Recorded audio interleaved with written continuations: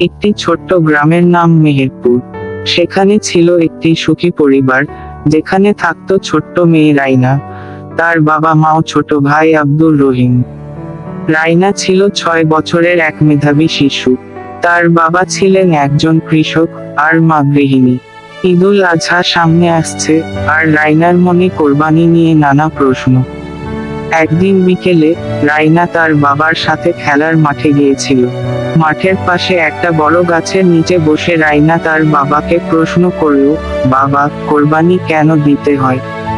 আর এই কাজটা কেন এত গুরুত্বপূর্ণ?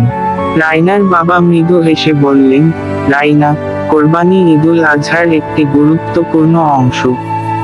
এই দিনে আমরা আল্লাহর নির্দেশ অনুযায়ী পশু কোরবানি দেই।